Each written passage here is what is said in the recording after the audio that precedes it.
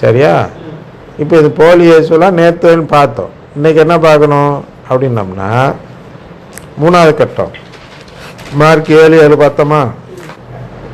அந்த மனித கட்டளையில் எப்போ வரோம் அப்படின்னா, முதல்ல வந்து அழகையுடைய சோதனையெல்லாம் முடிச்சிடுறோம். அப்புறம் போலி இயேசு சோதனை முடிக்கிறோம். அதுக்கப்புறம் என்ன பண்ணுறான்? சாத்தான் நேரடியாக வரான். நேரடியாக வந்தால் என்ன அர்த்தம்? அதுதான் ரொம்ப கஷ்டமானதுன்னு அர்த்தம். சரியா? அது என்னது மனித கட்டளைன்னா? அது என்ன சோதனை? மனித கட்டளைன்னா உங்களுக்கு தெரிஞ்சிருக்கும், தெரியாமலும் இருக்கலாம். அது வந்து ஒரு சோதனை. என்ன சோதனை அப்படின்னா, 3 விதமான எதுவுமே வந்து கடவுள் மீது அன்பு இல்லைன்னு காட்டுறது தான் சோதனை. இந்த 3வது என்ன அப்படின்னா, நேற்று பார்த்தோம்.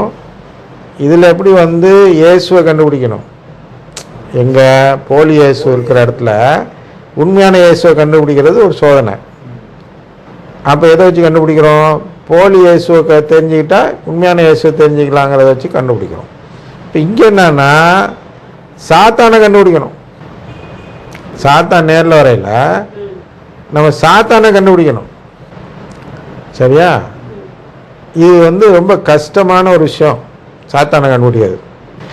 சாத்தான் எங்கே இருக்கிறான்? இல்லை, அதான் இருக்கிறதுல கஷ்டமான ஒரு சோதனை. ஏன்னா கண்டுபிடிக்கிறது கஷ்டம். கண்டுபிடிக்கிறதுனா இப்போ இதில் ஈஸியாக கண்டுபிடிச்சிட்டோம். என்ன இதில் கண்டுபிடிச்சோம்? போலி இயேசுவை ஒரே ஒரு அடையாளம் தான் வித்தியாசம், போதனை தான். அதை வச்சு ஈஸியாக கண்டுபிடிச்சிடலாம். யார் நல்ல ஃபாதர், யார் கெட்ட ஃபாதர், யாருன்னு ஈஸியாக கண்டுபிடிச்சிடலாம். ஆனால் அந்த சாத்தானை கண்டுபிடிக்கிறதுக்கு பாருங்கள், அது வந்து ஒரே ஒரு வித்தியாசம் இல்லை, அதில் ஆயிரக்கணக்கான வித்தியாசம் இருக்குது. அதை வச்சு நம்ம கண்டுபிடிக்கணும். அதனால் சாத்தான் எங்கே இருக்கிறான்? சாத்தான் எங்கே இருக்கிறான் சொல்ல தெரியலையா? நீங்கள் சொல்ல முடியாது. மனித மரபுல தான், மனித மரபு தான் சாத்தான். அந்த மனித மரபு எங்கே இருக்கிறது அதான் கேட்குறேன். அது எப்படி இருக்குன்னா, நம்மளுக்கு விருப்பமானதெல்லாம் விடணும், நம்மளுக்கு பிடிக்காததெல்லாம் ஏற்றுக்கணும். எப்படி? இயேசுக்காக நமக்கு விருப்பமானதை விடுறது ஒரு சிலுவை. சரியா? அதே மாதிரி விருப்பம் இல்லாததை ஏற்றுக்கிறது ஒரு சிலுவை. சரியா? இப்போ இயேசுக்கு பார்த்தீங்கன்னா காடியை குடித்தார். எப்போ? சிலுவையில் அவர் உயிர் வர்றதுக்கு முன்னாடி காடியை கொடுக்குறான். கசப்பு காடி தான். அதை குடிக்கிறார். ஏன் குடித்தார்? ஏன் காடியை கொடுத்தான்?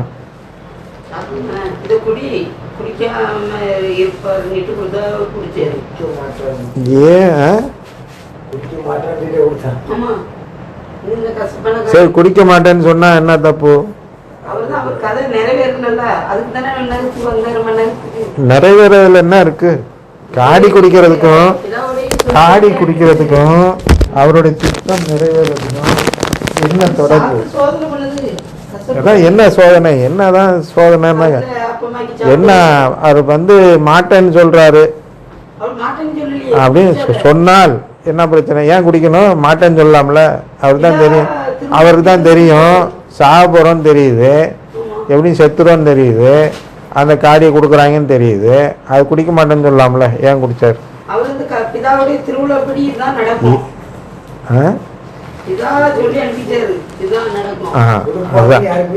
இப்போ அது மாதிரிலாம் பேசுறது தான் பெந்தோஸ்துவாதம். சரியா?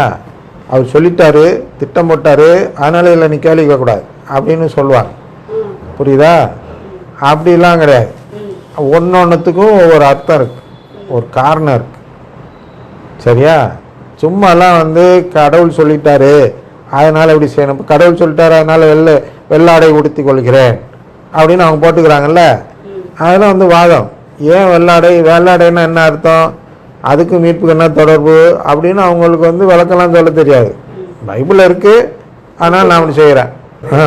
நம்ம வந்து வெள்ளாடைங்கிறது உள்ளத்தின் தூய்மை அப்படிங்கிறத விட இன்னும் சொல்ல போனால் தூயாவியை உடுத்தி கொள்வது. தூயாவி தான் வெள்ளாடை.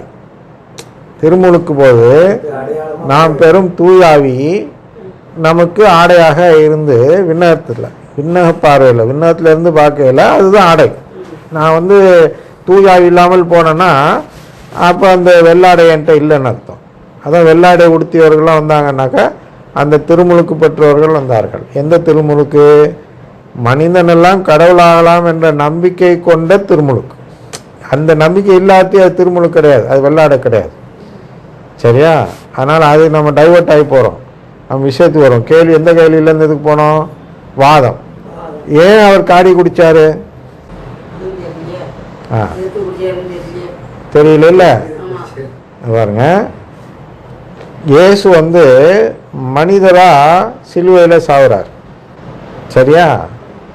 மனிதராக செத்துட்டாருன்னா சாத்தான் தோத்துடுறான், நமக்கு மீட்புக்கு வழி பிறந்துடுது. அவர் வந்து மனிதராக இல்லைன்னா, மனிதராக இல்லாமல் கடவுள் ஆகிட்டாருன்னா, கடவுள் என்று நிரூபிச்சிட்டாருன்னா நமக்கு மீட்பு இல்லை. ஏன்னா அவர் மனிதரானாதான், முழுமையான மனிதராக இருந்தால்தான் மனிதராகிய நம்மை மீட்க முடியும். அதை மீட்புனா உறவு கொடுக்க முடியும். அவர் வந்து கடவுளாக இருந்துட்டு நாம் மனிதராக இருந்தோம்னா ரெண்டு பேருக்கும் இடையில உறவு வராது. உண்மையான உறவு கொடுக்குறார், உண்மையான உறவு வராது. உண்மையான உறவுனா எனக்கும் அவருக்கும் இம்மி கூட வித்தியாசம் இருக்கக்கூடாது. அவர் வந்து முழு மனிதன்னா நானும் முழு மனிதனாக இருக்கணும், அவர் முழு கடவுள்னா நானும் முழு கடவுளாக இருக்கணும். அதுதான் மீட்பு. மீட்பு கொடுத்துட்டாருன்னா என்னை திருப்பி முழு கடவுளாக மாற்றுறார். சரியா? அப்போ இவர் வந்து இந்த மீட்பு கொடுக்காம பண்ணுறதுக்கு சாத்தா என்ன செய்யணும் அப்படின்னா, இவர் மனிதராக இங்கே வாழலை, மனிதராக வாழாமல் கடவுளாக தான் வாழ்ந்தார், கடவுளுடைய சக்தியெல்லாம் பயன்படுத்தி தான் வாழ்ந்தார். கடவுளுடைய சக்தியை பயன்படுத்துறது என்னன்னா, இப்போ இந்த காடி கொடுக்கையில் அது இனிப்பு சர்பத்தாக்கி அவரால் ஈஸியாக குடிக்க முடியும், மடக்குன்ட்டு. சரியா? அது மாதிரி எது வேணாலும் அவர் செய்யலாம், இறங்கி வந்துடலாம் சிலுவையிலேருந்து. அவன் அடித்தவனுக்கெல்லாம் வலிக்கிறது மாதிரி, இங்கே ஒரு அடி விழுந்தா எவன்லாம் அடிக்கணும்னு நினச்சானோ அவன் முதுகுலெல்லாம் அந்த வலி போகும், இவருக்கு வலிக்காது. அது மாதிரிலாம் செய்யலாம். இந்த கிருஷ்ண கதையெல்லாம் கேட்டிங்கன்னா அந்த மாதிரி கதையெல்லாம் சொல்லுவாங்க. கிருஷ்ணன் அடித்தா மற்றவங்களுக்கு முதுகில் அடி விழுந்துச்சுன்ட்டு. சரியா? குழந்தையா இருக்க கிருஷ்ணன் பகவத்கீதையில் அதான் பகவத்கீதை வந்து கிருஷ்ணன் எழுதுனது. ஆனால் வந்து அவர் கிருஷ்ண வரலாறு அது வேற, புராணம். அது நம்ம போல. இப்போ இங்கே விஷயத்துக்கு வருவோம்.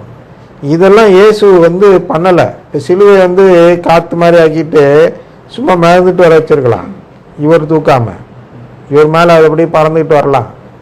இதெல்லாம் இவரால் செய்ய முடியும், என்னென்னமோ வித்தை காட்ட முடியும். அதெல்லாம் ஏன் செய்யலைன்னா, நம்மளை மீட்கணும்னா அவர் மனிதராக வாழ்ந்து காட்டணும். அப்போ ஏன் காடி கொடுக்குறான்? காடி கொடுக்கையில் இவர் என்ன பண்ணார்? கோச்சிக்கிட்டு அங்கே வந்து தன்னுடைய தெய்வ சக்தியை காட்டிடலாம், அதை சோதிக்க தான் அவன் கொடுக்குறான். கசப்பை கடுப்பில் திட்டி விட்டாருன்னு வச்சுங்க, அது சபிச்சாருன்னா அவ்வளோதான், எதில் இருக்கவங்களாம் செத்து போயிடுவான். சரியா? அது மாதிரி ஏதாவது கோபத்தை தூண்ட முடியுமான்னு கடைசி நேரத்துலையும் சாத்தான் பார்க்குறான். அப்போ அவர் என்ன பண்ணுறாரு?